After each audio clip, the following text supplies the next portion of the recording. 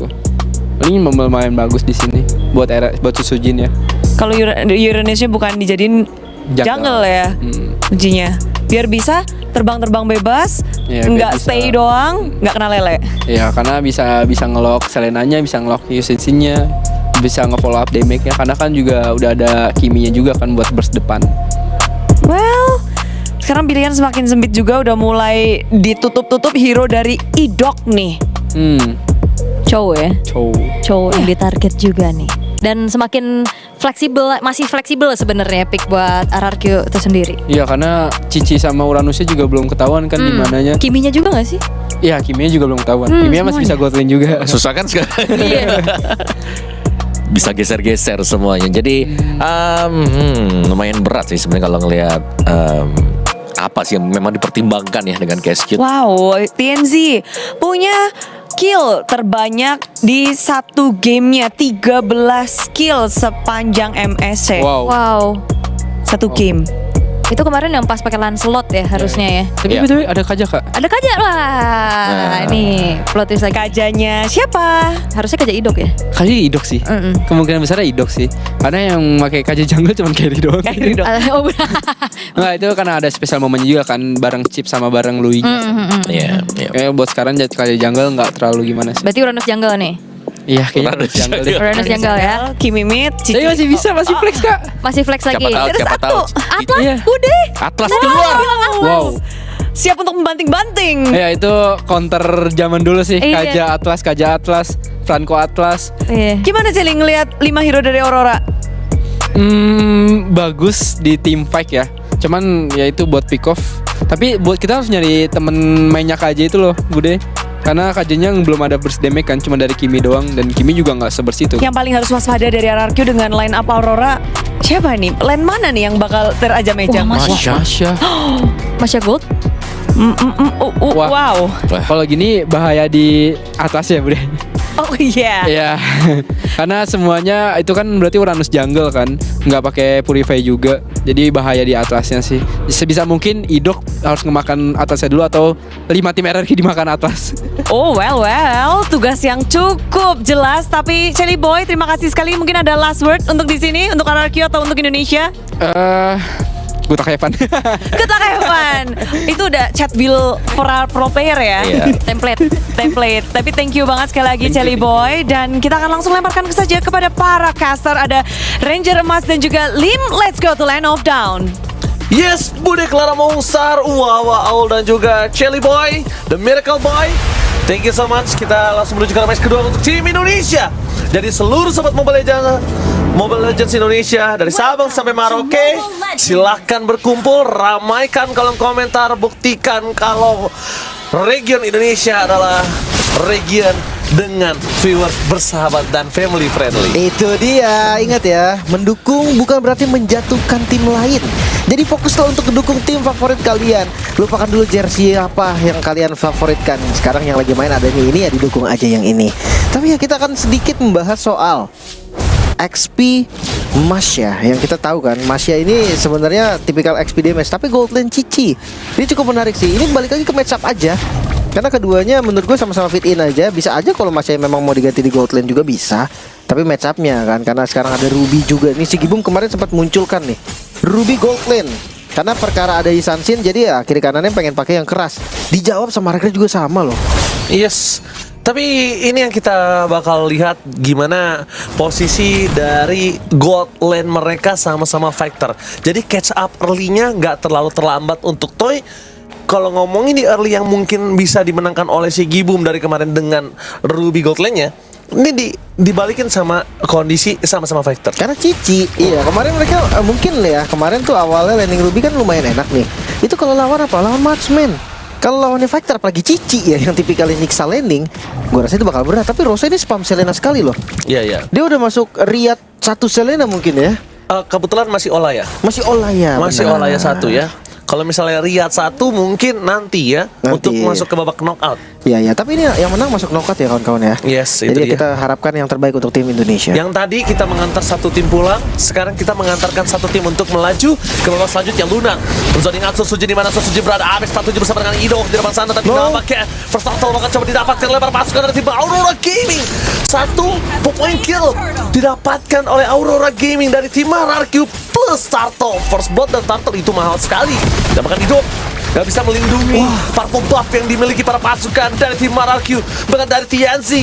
Dengan jungle mereka Sansin, early game berkuasa, late gamenya lebih barbar. Iya, jangan lupa ya, jangan anggap sebelah mata. Tim ini adalah tim yang mengalahkan Onyx PH, juara dunia loh yang dikalahkan. Makanya ya harus benar-benar respect. Dan gue ngeliat nih kombinasi dari RRQ, gue sedikit agak bingung ketika Kajannya narik, siapa yang mau follow? Apakah dia pengen pakai Dairon? Oke, tapi nampaknya Dairon solo kill hampir terjadi, membalikan kembali keadaan dan itu dia damage yang diberikan dari Lunar dengan basic attack pasif ter-outplay. Tapi Sosujin melihat Lunar berada tidak akan melepaskan pandangan dari mata sosok seorang Lunar. Bakal coba ditutup jalannya, tapi Ruins bakal jadi satu poin kill yang sangat mahal kalau dia yang dapetin. Tapi sayang sekali tetap di Sosujin. Oke, buat bertanya, memang Sosujin akan cukup sulit bisa catch up dari segi farming melalui Sansin. Tapi masalahnya ya, ini bukan soal farming, Ji. Ini soal early game yang mereka tuh kena under pressure banget. 1300 gold ini di baru menit 3 loh. Makanya kayak perbedaannya lumayan sekali. Dan yang tadi sambutan dari Idok nih siapa? Itu yang menjadi tanda tanya. Oke, Ruins menuju ke arah belakang, mencoba untuk menghindari damage yang diberikan. Tapi nampaknya Apex 47 kali ini tercicil sedikit demi sedikit. Lele dari Rose ini agak cukup harus diperhatikan ya. Agak cukup magnetik ya. Loh, ini yang bikin Kelra sakit kepala loh ini. Iya. Hati-hati makanya. Itu dia Lele berhasil kena lagi di depan sana. Apex 47 melakukan sedikit flanking for defensive dikeluarkan bersama dengan Triangle. Tapi satu buah Fatal Lane berhasil menangkap satu momentum dari tim RRQ. Mereka kehilangan 2 double kill dapatkan, bahkan 3 point kill. RRQ Hoshi mereka dilenyapkan di early gamenya. No, purple-nya kembali diambil. Berarti purple pertama doang nih. Satu-satunya purple yang pernah dirasakan oleh Sujin. Wow, apakah memang ini menjadi keputusan yang tepat? Strategi yang kita belum pernah lihat digunakan oleh RRQ. Mereka munculkan di babak yang lumayan penting. Yes. Di babak yang krusial yang dimana menang itu masuk knockout. Yes, dan bahkan bisa kita bilang si Boom di arah bottom lane dia sangat kuat dengan Ruby Gold lane-nya, Lim. Itu dia. Tapi ya balik lagi, kita akan lihat winning condition ya. Kita masuk di mid to late game. Masya yang udah punya Heptasis. Oke, damage dari Masyanya udah lumayan ada. Targetnya itu akan jadi tanda tanya, Rosa kah? Atau TNZ kah? Karena kalau targetnya karena Lunar, wah gue akan bilang itu target yang salah. Sia-sia. Sia-sia sekali. War X udah jadi untuk Cici. Tapi begitupun dengan Sigi Boom. Ada Fury Hammer juga. Kayaknya mau dibikin semi-semi damage deh ini dari Sigi Boom kayak kemarin. Harusnya ya. Toy dari bottom lane bakal coba dikejar sama Apex 47. 2 team fight kembali terjadi dan 2 Fatal Link. Oh my god. Double kill didapatkan oleh para pasukan dari tim Aurora Gaming. Double kill TNC. Masalahnya yang dapetin itu TNC, sedangkan daerah di arah bottom lane yang udah hilang 2 point kill. Di top lane pun juga sama. Mereka harus kembali lagi kehilangan member dari tim RRQ. 3 hilang. Early game yang berantakan, early game yang porak-poranda. Rin sekalipun dia nggak bakal bisa punya waktu yang cukup kalau ini terjadi terus menerus. Iya, ini nggak bisa sih dikasih sembarangan di Sansinnya. Nggak bisa dikasih sembarangan Ditarik dengan defense adjustment. Keras banget. Tapi damage-nya masih belum cukup. Lele di depan sana. Apex 47 mencoba untuk kabur dari lampaknya. Gagal didapatkan. Langsung ada mountain shock ke Dairon. Target menunjukkan Rosa membagikan kembali kanan. Satu poin kill double bahkan. Dairon terperangkap, tidak ada yang bisa melindunginya. Damage dari TNC terlalu sakit. Tim dari RRQ setidaknya membalaskan sedikit point kill. Walaupun belum shutdown dari TNC, mereka harus shutdown TNC. Kalau mereka mau cuan, mereka harus tumbangkan TNC. Tapi seenggaknya Rosanya tumbang sih. Ya ada lah ya peningkatan dari segi network yang tadinya hampir 6.000 bahkan kalahnya. Tapi lihat, endless battle udah jadi. Sujin pun ini akan teriak nih, kena lambada dari TNC. Iya, ini bahaya banget sih ngomongin dari true damage ya. Itu akan bisa menyelesaikan Sujin dengan cepat. 3 level, Ji. Lihat level dari Sujin, level 8 berbanding dengan level 11. Ini dari status saja udah tahu, kita udah ada perbedaan yang sangat-sangat signifikan. Belum lagi dengan dari item. Turtle kembali di setup dan ini kayaknya harus dilepas. Bakal coba dilepas dari judgment yang on point, berhasil dibalikan kembali karena dengan traction pulse tapi dapatkan. Turtle membuat mereka cukup kuat untuk dia berada di T5. Sujin bahkan mencoba untuk kabur menuju ke arah top lane. Apakah berhasil tertutup jalannya? Raw, Abyssal Raw dari Rosa dan Fatal Link di commit untuk mendapatkan Sujin. Sosok jungler yang mahal dari tim RRQ berhasil ditutup begitu saja. Rosa terkena glass cannon tapi nampaknya masih bisa dilindungi, sedangkan Dairon di depan sana menjadi bulan-bulanan warga. Bisa clear, masih aman. Tapi itu jadi pertanyaan gue dari awal kan. Divine Judgment-nya Idok, siapa yang mau nyambut? Satu-satunya burst damage adanya di Dairon. Tapi apakah Dairon pengen pakai Thunderclap-nya buat yang dikenain Divine Judgment? Gue rasa enggak. Karena ya Dairon bisa jadi targetnya sendiri. Tembakan dari range, ya oke, Attraction Pulse tetap gak kuat. Toy pakai Yoyo Blitz tetap gak kuat. Sutsujin juga bukan burst damage. Jadi tarikan ini menurut gue cuma bisa buat backup, buat cover. Oke, poking damage juga kita tahu ya. Di sini satu-satunya ada di range dengan gold yang memiliki unggul tidak terlalu banyak, but it's okay. Mereka masih punya chance untuk balikin kembali keadaan. Toy, walaupun bukan marksman ya, tapi dia bisa memegang ke arah belakang. Cuma dari tadi kita melihat Apex 47 mendapatkan Fataling selalu bagus. Dapetin 2 member, 3 member, bahkan dengan adanya Idok yang jauh aja tetap ketarik di depan sana. Ini udah pegangannya. Tarik sedikit lah ke M4. Iya, Dia pakai Astes, Atlas. Ini hero-hero mereka memang. Dan bahkan lihat kondisi dari Mountain Shocker Lele hampir saja mengenai siapapun. Apex 47 mencoba untuk melakukan sedikit flanking ke belakang target utama mereka. Zoning out coba terjadi dan Sosuji terperangkap dengan Mountain Shocker bahkan menutup jalan para pasukan dari tim RRQ. Traction Pull mencoba untuk menyelamatkan tadi Apex 47. Fatalingnya Fnatic karena ditutup dengan David Judgment. Membalikan kembali karena para pasukan dari tim RRQ dengan Lunar. Tapi Glass Cannon from Tyrant menutup hari dari Lunar. Nowhere to run. Lele mencoba untuk menyelamatkan pasukan dari tim RRQ. Nampaknya Riz terkena satu buah damage yang besar dan Rosa menutup shutdown. Point kill tidak bisa dibentuk kembali dan double kill. Wipe out di tangan Aurora Gaming. Wow, 6.500 gold. Ini udah harus benar-benar dipikirkan si RRQ. Cancellation yang bagus dari Idok tadi. Mereka bisa tahan dengan Divine Judgment, membeli waktu doang karena lagi-lagi nggak ada burst damage. Lihat, Apex menggunakan flicker tapi ditarik. Itu perfect timing dari Idok. Cuma masalah tembakan dari range doang itu nggak bisa instant kill dan akhirnya tetap keangkat. Belum lagi dengan guntingan dari Darren yang udah bagus itu, tapi belakangnya kena arrow lagi. Rosa bisa bebas lagi. Tarat yang mau dipaksa defense tetap hancur. Dan jangan lupa war itu tanpa TNZ. TNZ-nya baru datang setelah memang udah selesai semua. Bersih-bersih doang. Iya. TNC cuma bersih-bersih doang. Itu yang gue maksud. Ketika sinerginya nggak jalan, Kaja tanpa adanya burst damage itu akan susah, akan berat banget. Dan sekarang mungkin winning condition dari RRQ adalah farming. Gimana caranya mereka untuk kejar itemnya dulu. Wow, 3 item. Sigi Boom. Ada Queen Swing juga. Pertama, Sigi Boom udah gak bisa di burst. Yang kedua, targeting ke arah Rosa ataupun ke arah TNC ini akan digagalkan oleh Sigi Boom. Jadi masalah RRQ ini cukup kompleks. Mereka harus benar-benar cari celah nih, sedikit apapun. Tapi ya, chance akan tetap ada.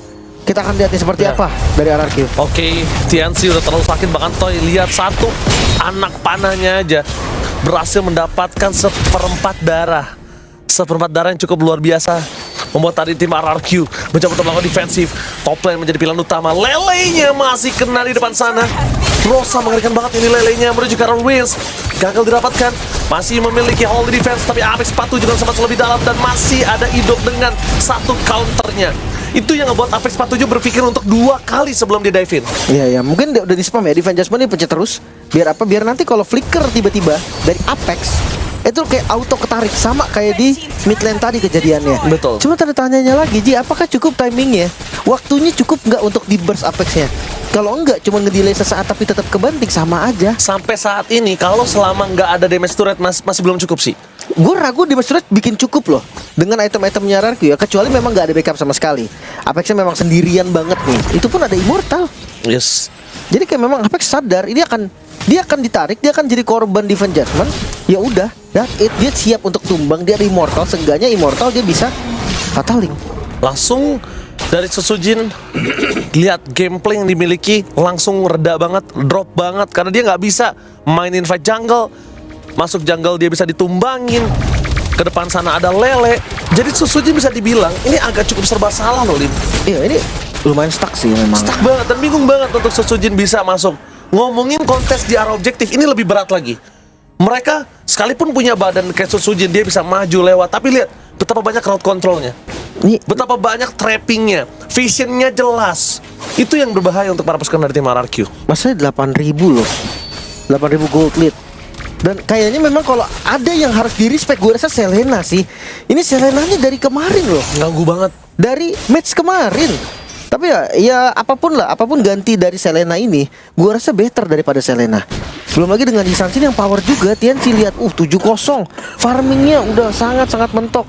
Sekarang ya bener-bener nih nggak dikasih lahan sama sekali. Nggak dikasih lahan. Belum lagi dari RRQ mereka nggak punya Marksman Golden gitu kan. Mereka pakai Cici. Ya, late game insurance mereka juga cukup sulit ya. Oh, begini.